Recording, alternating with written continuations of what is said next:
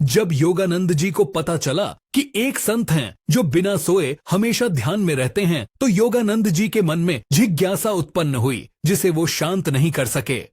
योगानंद जी को बचपन से ही योगियों और संतों से मिलने की तीव्र इच्छा थी। कई बार संत उन्हें सपनों में आकर मिलने के लिए आकर्षित करते। इसके साथ साथ योगानंद जी के पास अद्भुत इच्छा शक्ति थी।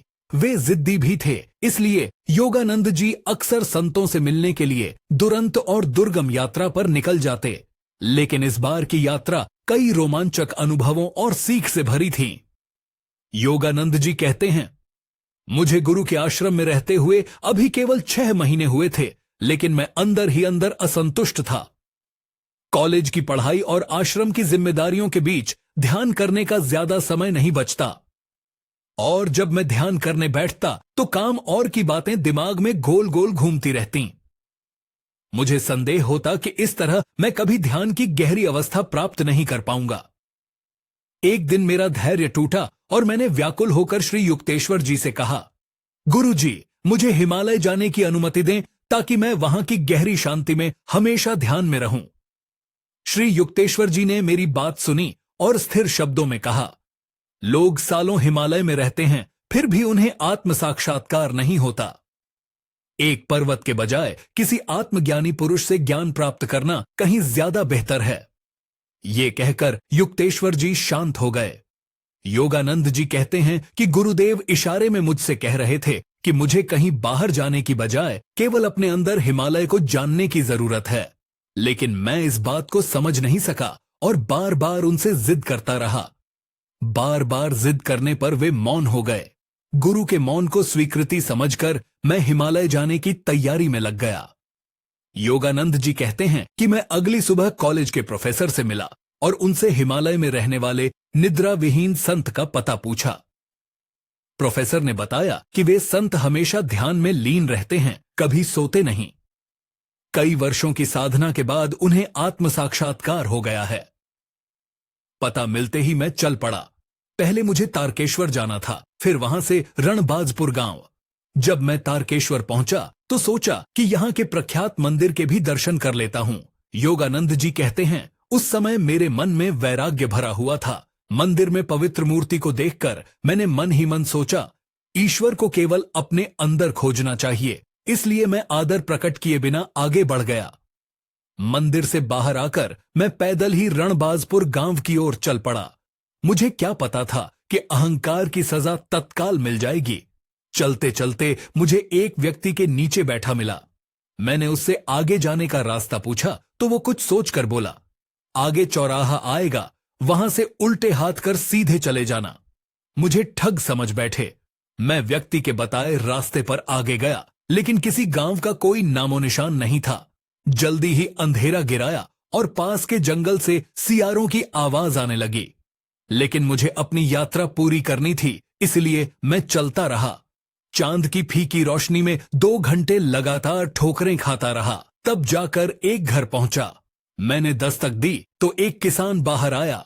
जब मैंने संत का पता पूछा तो किसान मुझ पर गया कि यहाँ कोई संत नहीं रहते, तुम जरूर कोई ठग हो जो अंधेरे में चोरी करने आए हो। जब मैंने किसान को अपनी पूरी कथा सुनाई तब किसान को मुझ पर दया आई। उसने कहा, बेटा, तुम गलत रास्ते आ गए हो। तुम्हें चौराहे से उल्टे नहीं बल्कि सीधे हाथ मोड़ना था। मैं लौटने लगा तो किसान ने कहा, बेटा, अंधेरे में फिर भटक जाओगे। तुम आज यहीं आराम कर लो, कल मैं तुम्हें सीधा रास्ता बता दूंगा। मैं किसान की बात मानकर एक कमरे में रुक गया और अगली सुबह पहली किरण के साथ निकल पड़ा। किसान ने मुझे जो रास्ता बताया था वो बहुत और कठेली से भरा था। मैं 2 घंटे उसी रास्ते पर चलता रहा, बस 2 मील दूर। फिर रास्ते में किसी से दूरी पूछी तो उसने कहा, बस 2 मील और जाना है। मैं आगे चला और 1 घंटे चलता रहा। फिर किसी से पूछा तो जवाब मिला, बस 2 मील और जाना है। यशस्तोनिल ऐसे चलते चलते मुझे 6 घंटे हो गए। योगानंद जी कहते हैं, मेरा शरीर थक चुका था। हर बार 2 मील सुनकर मुझे लगने लगा कि ये 2 मील कभी पूरे नहीं होंगे। मैंने वहीं रुककर संत से प्रार्थना की कि मेरी यात्रा पूर्ण करने में सहायता कीजिए। जब मन शांत हुआ तो मैं आगे बढ़ा। तभी अचानक एक अजनबी ने मेरे कंधे पर हाथ रखा। मैं रुक गया। काला चेहरा, दुबला शरीर और छोटा कद। ये अजनबी शरीर से प्रभावहीन था, लेकिन आंखें भरी थीं। अजनबी ने पूछा, मैंने तुम्हें मिलने कब बुलाया? इस बार तुम अपनी जिद के कारण यहां आए हो और तुम्हारे कॉलेज प्रोफेसर को कोई नहीं कह सकता कि वो किसी को मेरा बता दे। अजनबी ने मेरे सारे राज खोल दिए। मैं तुरंत समझ गया कि हो ना हो ये वही निद्रा विहीन संत है। ये सब मैं सोच ही रहा था कि संत ने सवाल किया, मुझे बताओ कि तुम्हारे अनुसार भगवान कहां है? मैंने धीमे से कहा, ईश्वर मेरे अंदर और सब जगह है। संत ने कहा, पक्का ईश्वर सर्वव्यापी है ना? तो युवा योगी महोदय, फिर तुम कल मंदिर में बिना प्रणाम किए आगे क्यों निकल गए? क्यों तुमने गोल पत्थर में अनंत ब्रह्म को नहीं देखा? तुम्हारे इसी अभिमान के कारण उस गांव वाले ने तुम्हें गलत रास्ता बताया और तुम कल से आज सुबह तक इसलिए परेशान हो रहे हो। संत ने कहा, मेरे गुरु महाशय कहते हैं कि हर इंसान सोचता है कि मेरे द्वारा अपनाया गया रास्ता ईश्वर को पाने का एकमात्र रास्ता है। ये सच नहीं है, उससे के कई मार्ग हैं। इसलिए कभी अपने तरीके पर घमंड मत करो। जब हम अपने अंदर ईश्वर खोज लेते हैं तो शीघ्र ही हमें ईश्वर की अनुभूति अंदर बाहर सब जगह होती है। अभिमान की सजा निश्चित है। योगानंद जी कहते हैं, इस सजा से मैं समझ गया कि हमें अपने ज्ञान का, अपने मार्ग का घमंड नहीं करना चाहिए। ऐसा करके हम खुद का ही नुकसान कर लेते हैं। जब हम अहंकार को त्यागते हैं तभी चीजों को गहराई से समझ पाते हैं। मुझे डांटकर संत शांत हुए तो उनका रूप बदल गया। उन्होंने प्रेम से मेरा कंधा थपथपाया और मुझसे पूछा, युवा महोदय, ये बताओ कि तुम अपने गुरु से क्यों भाग रहे हो? उनके पास वो सब कुछ है जिसकी तुम्हें जरूरत है। बाहरी पर्वत तुम्हारे गुरु नहीं हो सकते। योगानंद जी कहते हैं, मैं हैरान रह गया। ये तो मेरे गुरुदेव के ही शब्द थे। फिर संत ने कहा, तुम्हें ध्यान करने के लिए एकांत चाहिए ना? क्या तुम्हारे पास एक कमरा है जहां तुम शांति से बैठ सकते हो? मैंने कहा, हां। संत ने कहा, यही कमरा तुम्हारा पर्वत है। जब आंखें बंद करो तो ये मानो कि तुम किसी गहरी सुनसान गुफा में प्रवेश कर गए हो। इस शांति की गुफा में तुम्हें कोई विचार, कोई चिंता छू नहीं सकती। इस प्रकार धारणा करके ध्यान करो। तुम्हारा विश्वास, मैं शांत हूं, ये ज्यादा मायने रखता है। योगानंद जी कहते हैं कि संत के शब्दों में ऐसा प्रभाव था कि मैंने तुरंत अपने अंदर उस शांत गुफा को अनुभव किया और मेरे अंदर हिमालय के प्रति लगाव पूरी तरह गायब हो गया। बाद में संत मुझे अपनी में ले गए और ध्यान में लीन हो गए। जब संत ने आंखें खोलीं तो मैंने जिज्ञासा भरे शब्दों से पूछा, सब लोग आपको निद्रा विहीन संत क्यों कहते हैं? क्या आप सचमुच नहीं सोते? संत ने कहा, मैं 20 साल तक शांत गुफा में 18 घंटे ध्यान में रहता, फिर 25 साल दुर्गम पर बिना नींद के 20 घंटे ध्यान किया। इस ध्यान में मेरे शरीर को गहरी नींद से भी ज्यादा शांति और आराम महसूस होता है, क्योंकि नींद में हृदय, नस नस जैसे अंग काम करते रहते हैं और शरीर को अधूरा आराम मिलता है। लेकिन ध्यान में जब आप मन और अवचेतन मन को पार करके अति अवचेतन की स्थिति में जाते हैं तो वहां सब अंग शांत हो जाते हैं और हमें गहरे आराम की स्थिति प्राप्त होती है। योगानंद जी कहते हैं कि अति अवचेतन मन के बारे में जानकर मुझसे रहा नहीं गया। मैंने संत से पूछा, महाराज, आप मुझे समाधि क्यों नहीं देते?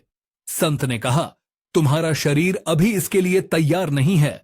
जिस प्रकार एक छोटा बल्ब हाई वोल्टेज सहन नहीं कर सकता, उसी प्रकार अभी तुम्हारी दिव्य ऊर्जा के लिए तैयार नहीं है। अगर मैं अभी तुम्हें आत्मज्ञान दे दूं तो इस अनुभव की ऊर्जा को शरीर सहन नहीं कर पाएगा। तुम्हारी नसें सूखे पत्ते की तरह जलने लगेंगी। जो तुम चाहते हो पहले उसे पाने की क्षमता विकसित करो। नेत्रविहीन संत ने कहा, योगी महोदय, तुम्हारी अच्छी है। ईश्वर के प्रति तुम्हारी इच्छा प्रशंसनीय है, लेकिन इस बात को समझो कि तुम्हें बाहर कुछ पाने की जरूरत नहीं है। जो बनना चाहते हो उसकी तैयारी करो। जो जिस लायक होता है उसे वही प्राप्त होता है। जब इंसान तैयार होता है तो उसके अंदर शक्ति और ज्ञान अपने आप प्रकट हो जाते हैं। ये ब्रह्मांड का अड नियम है।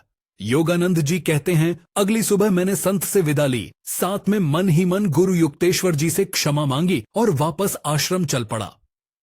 दोस्तों, योगानंद जी की इस यात्रा से हम 4 पाठ सीख सकते हैं। सबसे पहला, कभी अपने ज्ञान और तरीके पर घमंड नहीं करना चाहिए। इससे हमारी बुद्धि सीमित हो जाती है। दूसरा, संसार में रहते हुए पूर्ण एकाग्रता से काम करना भी ध्यान ही है। तीसरा, मैं शांत हूं, मेरा मन शांत है, ये विश्वास मायने रखता है। हमारा कमरा पर्वत है, हमारी बंद आंखें वो शांत गुफा हैं जहां हम कभी भी चिंताओं से मन से विश्राम ले सकते हैं। ऐसा सोचकर हमें ध्यान करना चाहिए। चौथी बात, जो जिस लायक होता है उसे वह प्राप्त होता है, इसलिए बाहर भटकने की जगह हमें केवल खुद को तैयार करना है।